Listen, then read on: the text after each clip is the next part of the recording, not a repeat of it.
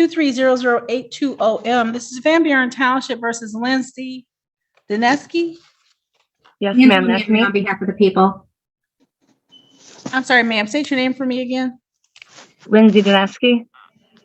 Thank you. Today is the day and time set for the arraignment and pretrial in this matter. Ms. Dineski, the way the court staff have you labeled indicate that you're waiving your right to have the assistance of the court-appointed attorney. Is that correct, ma'am? Yeah, I'm studying to be a lawyer. I would not need that. Yeah, I definitely wouldn't compare surviving the junior college application process to actually studying and becoming a lawyer. The undeniable truth is she's one of those pro-SE constitutional scholars, like Chil de Castro, who genuinely believes she understands absolutely everything and is completely ready to overhaul the entire system with just one functioning brain cell. That being the case, have you had the opportunity to speak to Ms. Manarino this morning? Yes. I think all charges should be dismissed because this is retaliatory action for asking for a child to be protected. Ms. Manarino, how are we proceeding this morning? Your Honor, based on my discussion with Ms. Dineski this morning, she is requesting to have the matter set for a jury trial. I'm actually requesting for dismissal, and she insisted that I either take a plea or go to trial, but I think that it should be dismissed because it's retaliatory and it's in violation of several of my rights, Michigan and federal rights under the Constitution of both. I thought you claimed you were studying to become a lawyer. Wouldn't one of the very first things they teach in law school be the difference between an arraignment and a trial? One of those proceedings is where you present evidence proving your innocence, while the other is where you simply enter a plea of guilty or not guilty. Care to give it another try? Please. Not guilty. Not guilty. Thank you. That's the recommendation from Van Buren Township, ma'am, is that they do not oppose personal bond, and that was going to be the court's intent. Set your bond at $5,000 personal. You do not need to post any money. What you must do is continue to appear as directed by the court until this case is resolved in its entirety. The arraignment having been completed, the next step is pretrial. You've both already indicated that you've had some conversation regarding pretrial. Ms. Dineski, I understand that you have a defense that you want to present. Today is not the day and time to present that defense. If you want the matter scheduled for a jury, the court is happy to schedule the matter for a jury trial. In our interim, there's also a request that you have no contact with Charles Nerswick, Nerswick. Do you have any reason to be in contact and communication with that person? Yeah, we have children together, and he kidnapped one of our children, which is what I was actually calling the police about. And he has our child in danger, and they refuse to listen. And now she's gone. She's missing. So I will be countersuing Romulus, I guess it would be Van Buren. And if the court proceeds with this, I will be also bringing the malicious prosecution against this court as well. I'm confident this isn't the first time the court and its officers have been threatened with lawsuits by a petulant Neanderkaren. At this point, I'm honestly shocked nobody has sued Crayola for forgetting to include a dangers of brain damage label on their adult edible line. Because these are erroneous charges and they're retaliatory, which is a violation of my freedom of speech. It's a violation of my right to due process. So if this does not get dropped today and it moves forward, I will be filing under color of law lawsuits against Van Buren and this court in federal court for violation of rights under federal question jurisdiction. So I just don't think it would be a good use of the court's time or resources to continue this malicious prosecution. And I could quote case law, I could quote laws that Van Buren police broke. They completely ignored my evidence. There was obstruction of justice. They said there was sexual discrimination against me because I was a woman. I have all the calls recorded. I mean, it would really be a waste of the court's time. I seriously do not want to hear a single word about wasting the court's time coming from you, Karen, especially when you've filed multiple completely frivolous lawsuits against your husband and every law enforcement agency that refuses to enforce the law exactly the way you expect them to. In the description, I'll attach a dismissed lawsuit where she accused several Greene County officers of not only running her off the road but then instantly switching to help her the moment she started recording them. How incredibly convenient. She also accused them of the typical sovereign citizen violations, including deprivation of rights under 18 U.S.C. 241 and 242, along with not consenting to prosecution. The one who broke the Miss- law was Van Buren Township, not myself. Miss Dineski, I said it before, and I'm not sure if you heard me or understood that today is the arraignment. Today is the Yes, first but appearance where I you could ask for it to be dropped at the arraignment. I'm allowed to ask for the charges to be dropped because they're erroneous. So my liberty should not be affected by erroneous charges. I should not have to keep showing up at court and have a bond. That's a violation of my liberty. This is malicious prosecution. Chuck has friends at the Van Buren Township. His father used to be the fire, one of the high, like he was like the assistant fire chief. So there's bias there. They refused to listen to me. He tried to kill me, and then he took our child.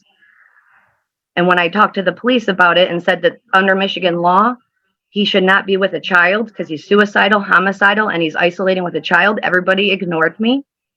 And then they pressed charges against me for asking them to help me. I honestly didn't think she'd ever stop talking, and forgive me, Karen, but I'm absolutely not buying the story that the police arrested you simply because you asked them for help.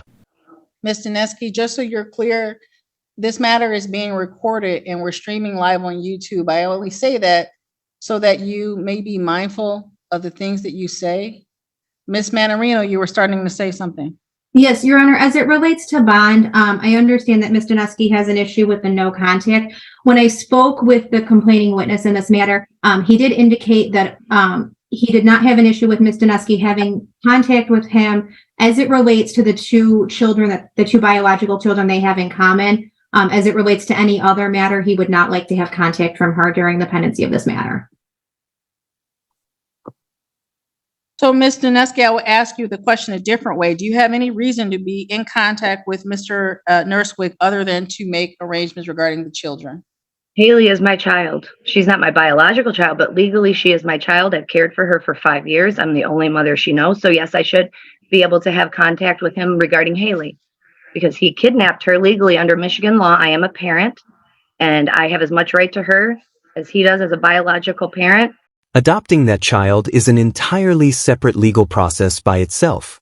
Until you've actually adopted that child, you have absolutely no automatic rights to the biological child of another woman.